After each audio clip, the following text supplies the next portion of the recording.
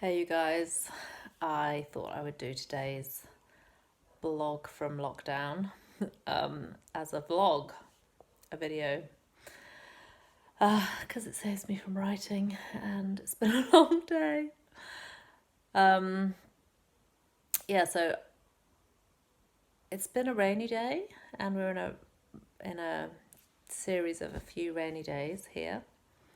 And Kezia has been reminding me, at least she's convinced, that we tend to have this rainy patch after the winter, and then we begin to see the temperature climb a bit, become a bit more mild, and then we get some spring rain. Um, and it makes me think, even now as I kind of look out at the way the sun is setting, there are things which are the same. There's hay fever, which has begun to kick in. There's schoolwork to be done. There's laundry to be done. There's meals to cook. There's some things during this very peculiar season that are the same. The familiar ways in which our lives kind of run. And then there's some things which are almost the same, but in an odd way different. Today I had yet another meeting over Zoom, and it was interesting to me to notice that although it's, same people, we're familiar with each other, there's so much about meeting to talk about running a training course together that's familiar. And yet there's this really subtle difference, which is that it feels as though the sort of the self-containment that we'd had before has shifted, and instead there's this sense of sort of this shared experience, this common challenge that we're sharing together in some way. And we talk together about how the pandemic is affecting us in our different nations, because most of us were in different parts of the world.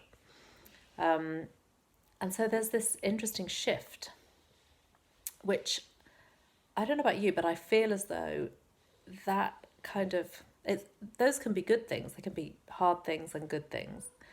But there's something about that which takes more energy. It's almost as if,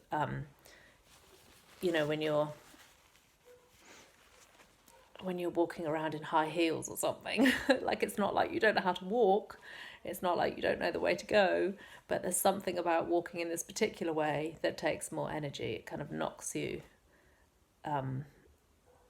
off balance in a way. And if you're anything like me, then that takes,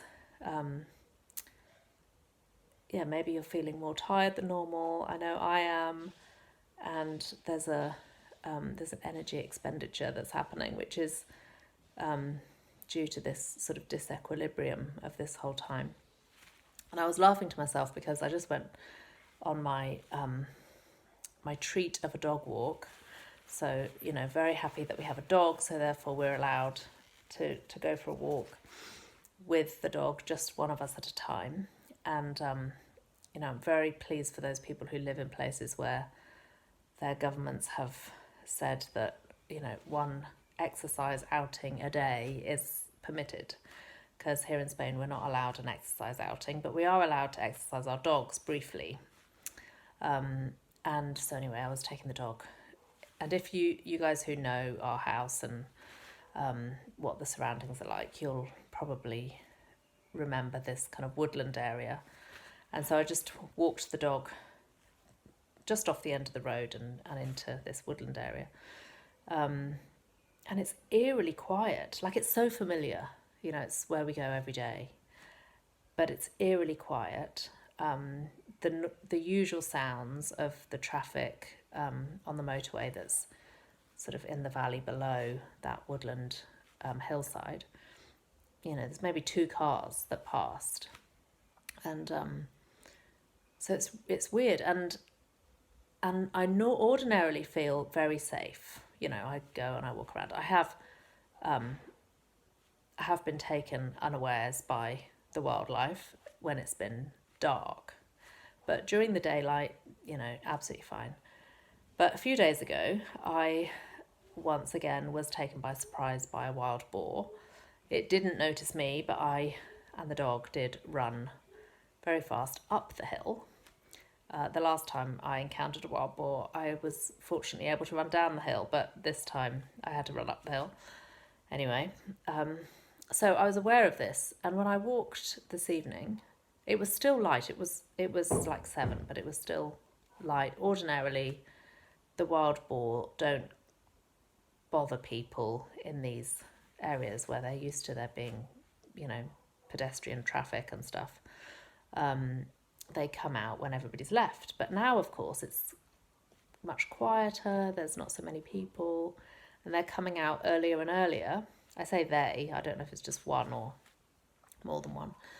And so I was walking the dog, and everything's very familiar and yet very unfamiliar, like this eerie, quiet, this kind of alertness, thinking that I'm going to bump into some wild boar around the corner.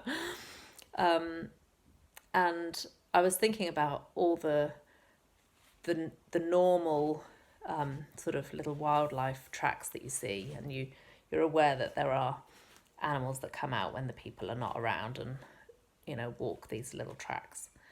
And I don't know, maybe they're making more tracks. Maybe the tracks that we would normally be walking on are going to be given over to the undergrowth, because everything will grow over the little paths because we're not going on the hillside, and all the hikers are not there, and the runners are not there. And so I was thinking, it's funny to think of these kind of ordinary tracks that we run our lives along,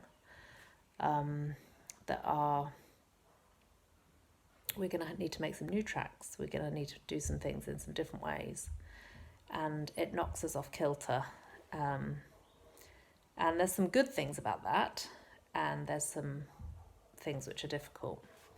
And so obviously for people who are not used to working at home, now working at home, those of us who are used to working at home, but now we're working at home with the routine of the family going on around us, I'm finding it quite difficult to focus. I feel scattered in a way, because Manu gets started with school at 9:30, and then she has a mid-morning break, and then lunch needs to be made so that because she's around for lunch, and then she goes back to school, and then she's finished. There's just a whole lot of other things happening in the house, as well as the prospect of me working. So all the bitty things of emailing and so on, that's all fine. But actually getting my head down to do any focused writing or work is difficult, because, everything's distracting. It's weird. So we're all finding that we need to do some things in new ways.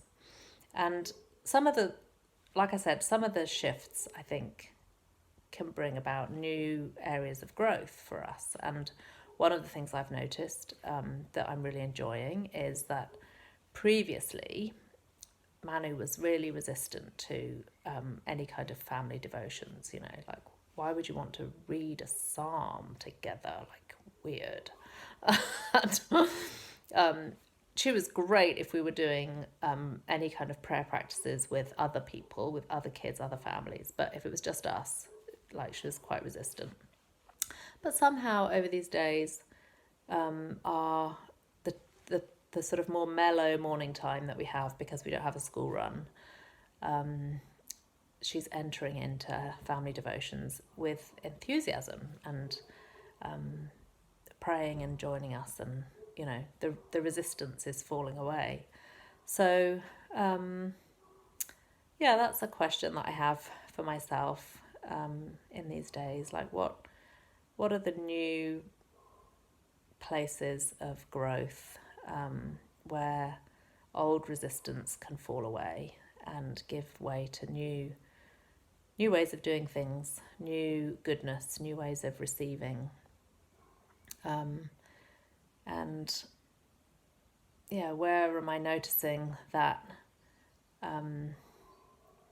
these shifts, this disequilibrium is tiring and causing an energy expenditure that I had sort of not planned for or foreseen. And how can I give myself grace in each day just to let the day be what it is, and flow with it rather than trying to fight it, you know. So that's us today. Marmalade has been made. Black bean brownies were also made, and some of it eaten off the counter by the dog. So that wasn't popular with the chef. If a birthday creation has been made, which I won't say more of on here because, you know, people are listening. And